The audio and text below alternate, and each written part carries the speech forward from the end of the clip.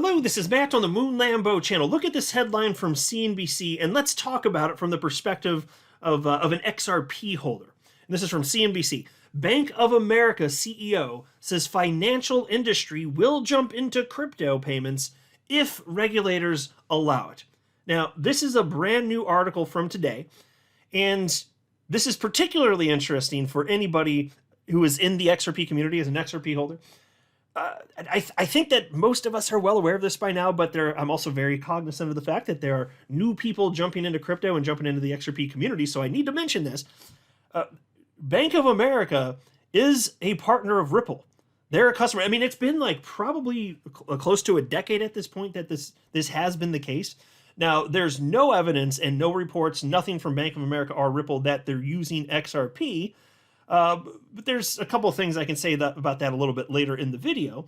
But times they are a-changing. And so, talk about changing. XRP changes everything. XRP itself does. And so you can consider, like, on an individual level, clearly it's making plenty of people ridiculously wealthy. And you know, it did so in 2017. And it's in the process of happening again right now. We'll see where this market peaks, but already I can tell you for me, like, yeah, I'm still holding it. I haven't sold it yet because I do want to see higher prices. I want full-blown price discovery, which I think we're on the cusp of probably anyway. But it's absolutely been life-changing for me, even if we're just talking financially. Yup, absolutely. And I'm not the only one.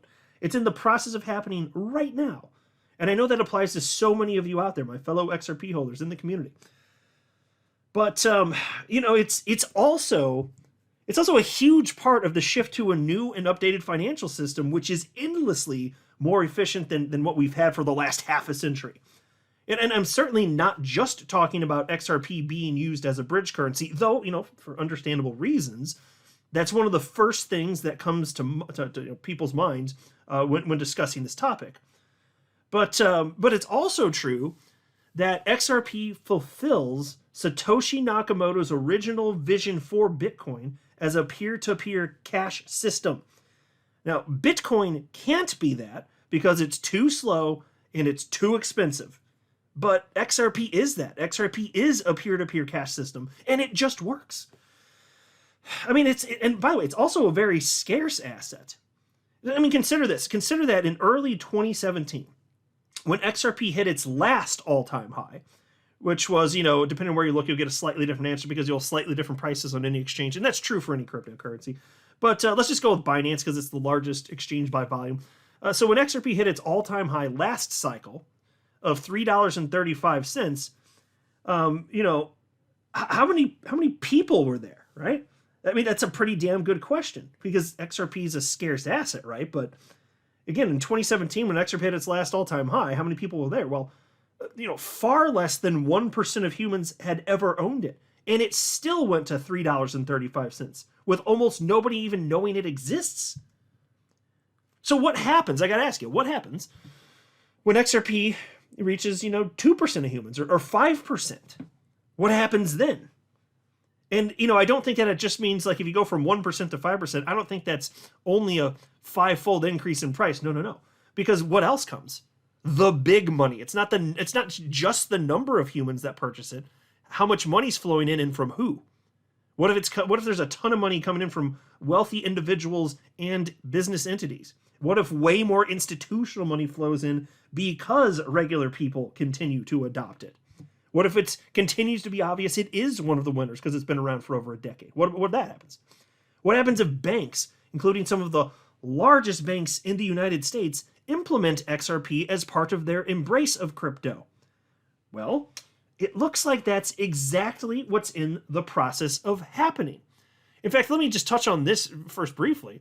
This is from Reuters, and this is a headline from yesterday, January 20th, the day that Donald Trump was inaugurated for his second term as president of the United States. The headline is, Circle CEO expects imminent U.S. executive orders to widen crypto.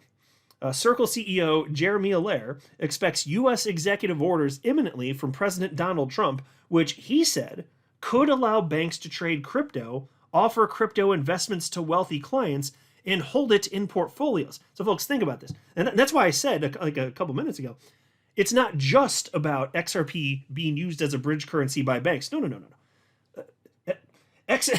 Crypto is going to be increasingly adopted by pretty much every human on the planet. If you fast forward, I don't know how many years, if it's a decade or 2 or 3, I don't know, to get to that level of mass adoption, but it's clearly coming because there's too many benefits for it. For that to not happen, that's insane. It's coming. We're just slowly getting there. And we have the most opportunity for life-changing wealth since we're here first. But it's not just about XRP being used as a bridge currency with banks. Again, look what he cited here. Executive orders that make it so that it's safe for banks. It'll allow banks to trade crypto and offer crypto. So it's going to be everywhere. It's going to be in front of everyone. You're just early. You listening to this, if you're listening to this as I record this in January of 2025, you are freaking early still. It's a cool time to be in crypto. It's freaking amazing. And so they can offer custody service, and then all this is going to spur more adoption of crypto in general, including XRP, because clearly XRP is one of the winners. And we have the first ever pro-crypto United States president.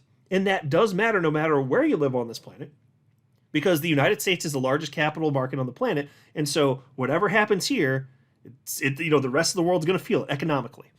And so if there's going to be a boatload of money thrown in here, I don't care if you're on the other side of the planet from where I'm recording this, and I'm in the Midwest in the United States, you could be on the other side of the damn planet, and some of you are right now, which is cool as hell in and of itself, but you can be on the other side of the planet compared to where I am, and you will feel the benefit of that type of money flowing in.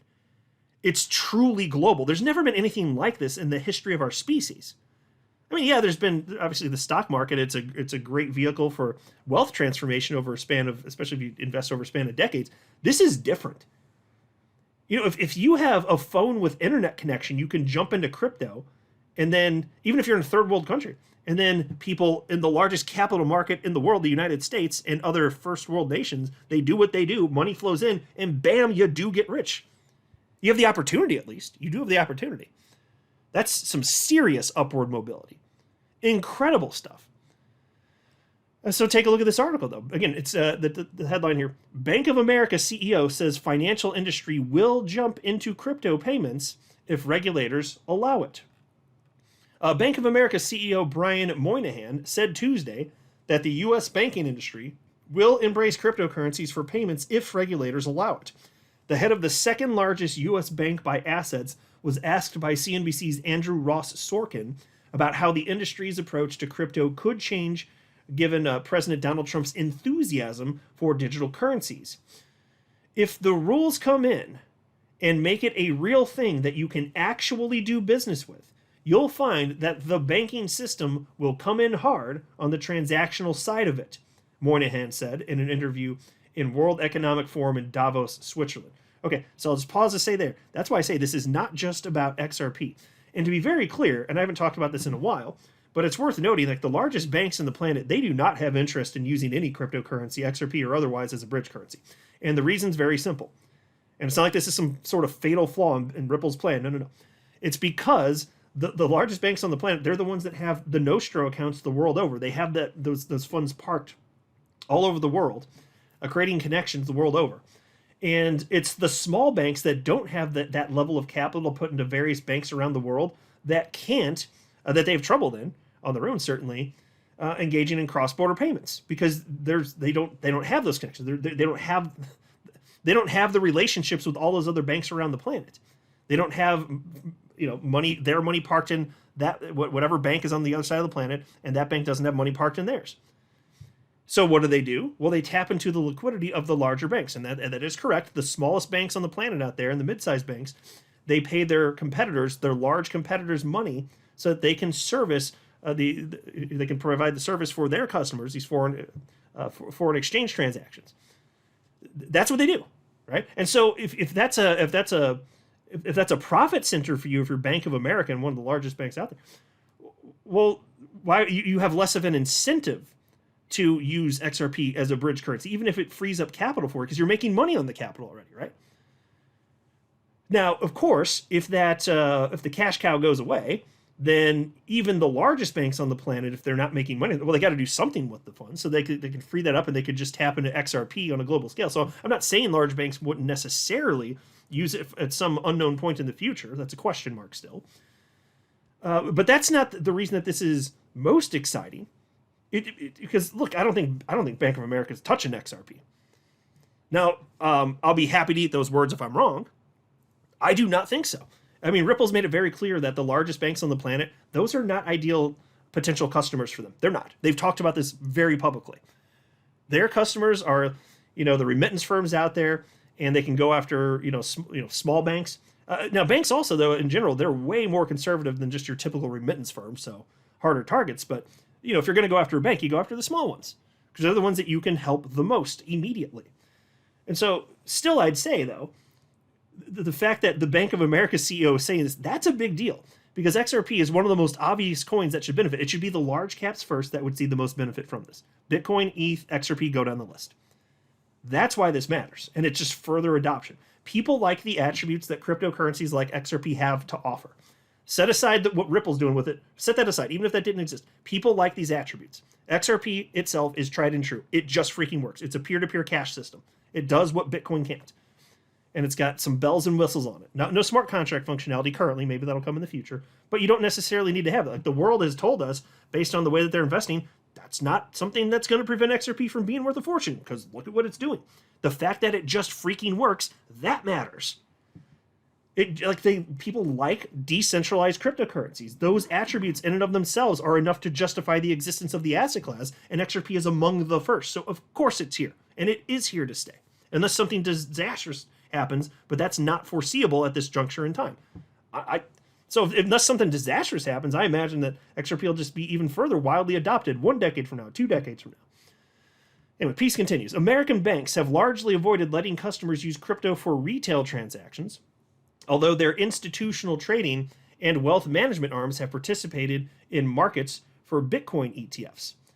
Leaders in the industry, including JP Morgan Chase CEO Jamie Dimon, have lambasted Bitcoin as a cryptocurrency for criminals and fraudsters. Okay, I don't want to fight back against that in this video. That's a stupid idea. We all know that, right? Anyway, piece continues. If you go down the street here and you go in and buy lunch, right? If you can pay with Visa, MasterCard, a debit card, Apple Pay, etc., this would just be another form of payment, Moynihan said. We have hundreds of patents on blockchain already. We know how to enter the field, end quote. So think about that. What we're talking about is here, so like just when you hop on your phone, if you got an iPhone, which is, I have an iPhone anyway. Tons of you do. You know how when you're going to pay for something with your phone, you got all your options right there. You got your credit cards, you got your Apple Pay, you got whatever the hell the Google Pay is. I don't really use that crap. Anyway, they're options, let's say. What if another option is XRP? Bitcoin, ETH. I don't know who'd want to use Bitcoin because it's costly and slow just by the nature of the blockchain. But what about XRP? That would be a great candidate. And so I don't really have an incentive right now to do that with XRP because I'd be adding friction to my life. First of all, there's not a great interface on my phone, so that's a huge problem right there. Another huge problem is currently in the United States, at least, there are tax implications every single time you use it. That's a taxable event. That's stupid as hell. That's got to change. But look, so if you have that change, though, and you have an interface and it's right there, well, some people would happen to choose to use that, further securing the long-term viability of XRP itself because it just works. It just does. There are people that are going to like it because they like the attributes that cryptocurrencies like XRP offer. What Bank of America is saying right here, this CEO, is it's going to be like that. That's what they're talking about. So they're not talking, just to be clear, they're not talking about XRP as a bridge currency, but it doesn't. This is still fantastic. XRP is one of the coins that will most benefit from this because it is so good at payments. The developers of XRP, they were early Bitcoin developers. Did y'all know that? They were developing on Bitcoin first. And then they saw all the flaws that we're well aware of at this point in terms of scaling. And they're like, let's just build a better Bitcoin. That was the whole idea. They didn't know what it might be used for. They didn't know it would be as a bridge currency used by Ripple or any of these things. They're like, let's just build a better Bitcoin. And that's XRP. That's it. And it does just work. And it is decentralized. And it's tried and true. Been around for over a decade. This is one more thing that will help to ensure the long-term viability of XRP and the XRP ledger. And then they wrap up the article by stating the veteran Bank of America CEO didn't address the idea of cryptocurrencies like Bitcoin as an investment or store of value, saying it is really a separate question, right? So he's focusing on utility. Okay, but if there's utility, what does that do? Utility secures the long-term viability of an asset. It results ultimately in price go up, number go up. That's what it does. That is what we're talking about right here. That is cool as hell. So that and none of this would be happening if the election went a different way. We wouldn't even be having this conversation.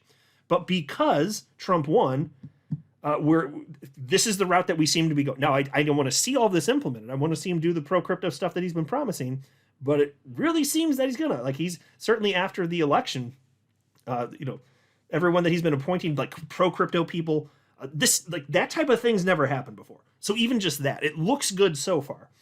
And if this is indeed the case, and you pass some executive orders here that are relevant to this, and if you can get rid of the tax implications, you can have people who would choose to use XRP as money. It's pain in the butt right now. I'm not going to use XRP as money now. Hell no. Might I in the future if it's an option and there's not friction? Yeah, I'd consider that. If it's just on my phone and I can pick one, yeah, there might be some serious benefits to that. Sure. Why not? And some people are going to want that.